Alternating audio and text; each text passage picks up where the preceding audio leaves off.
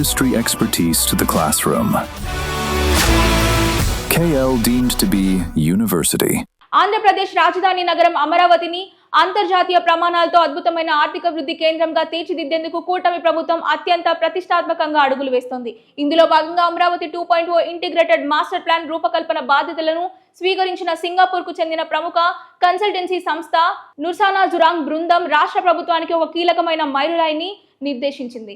రాబోయే 22 వారాల వ్యవధిలోనే ఈ సమగ్ర మాస్టర్ ప్లాన్ ను సిద్ధం చేసి ఆంధ్రప్రదేశ్ ప్రభుత్వానికి అందజేస్తామని సదరు ప్రతినిధులు బృందం అధికారికంగా వెల్లడించింది. సచివాలయంలో ముఖ్యమంత్రి నారా చంద్రబాబు నాయుడు అధ్యక్షతన జరిగిన ఉన్నత స్థాయి సమీక్షా సమావేశంలో సింగపూర్ బృందం ఈ ప్రాజెక్టు యొక్క పరిధి, కార్యాచరణ ప్రణాళికపై ఒక సమగ్రమైన ప్రెజెంటేషన్ ఇచ్చింది.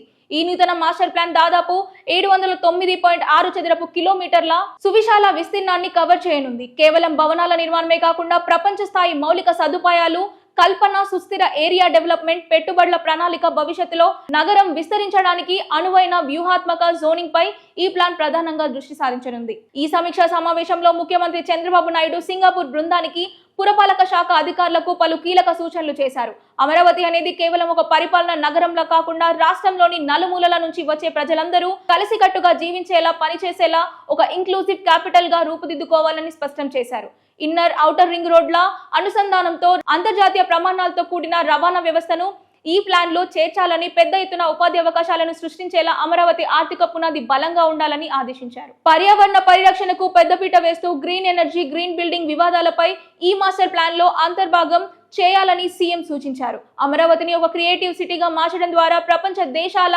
బెంచ్ మార్క్లను అందుకోవడమే కాకుండా రాష్ట్ర ప్రజల తలసరి ఆదాయాన్ని గణనీయంగా పెంచేందుకు ఈ నగరం ఒక చోదక శక్తిగా నిలవాలన్నారు. సుర్బానా జురాంగ్ సంస్థ నిర్దేశిత 22 వారాల గడుపులోపు ప్లాన్ సమర్పిస్తే రాబోయే రోజుల్లో అమరావతి 2.0 నిర్మాణ పనులు మరింత రాకెట్ వేగంతో దూసుకుపోనున్నాయి.